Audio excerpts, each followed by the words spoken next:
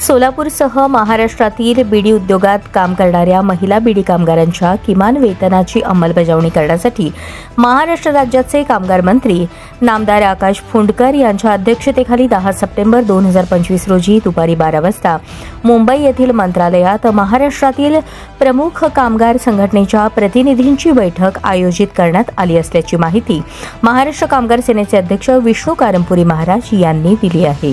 जय महाराष्ट्र राज्याचे कामगार मंत्री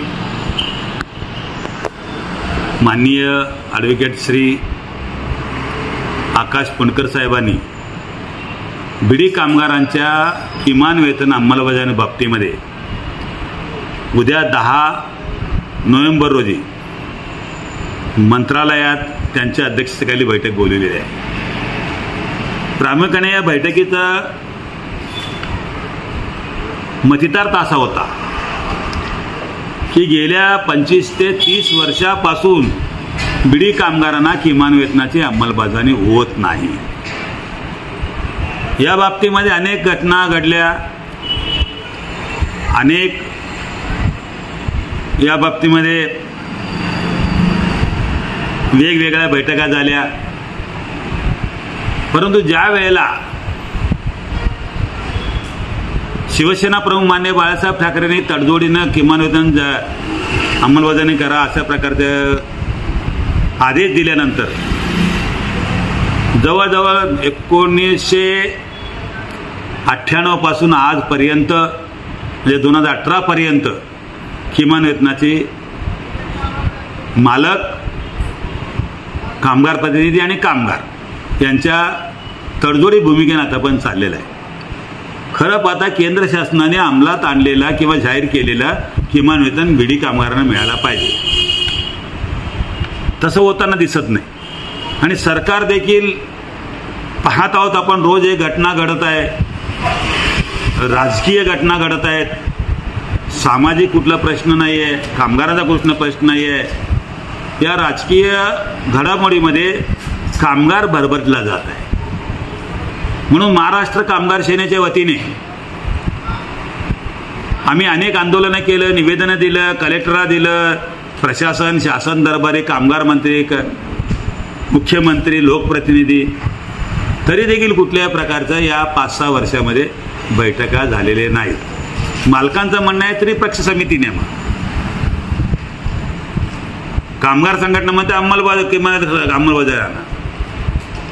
आणि उद्योग टिकावा म्हणा तर काय तर तडजोडीची भूमिका घेतली पाहिजे, अशा प्रकारच्या भूमिकेनं महाराष्ट्र कामगार सेनेच्या माध्यमातून सोलापुरातील व महाराष्ट्रातील इतर कामगार संघटनेला घेऊन आमचा लढा सुरूच आहे।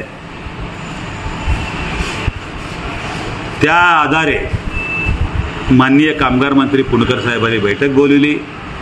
त्या बैठकीमध्ये विचित्र असं या ठिकाणी दिसून येत आहे, त्या बैठकीमध्ये मालक वर्गच नाही आहे,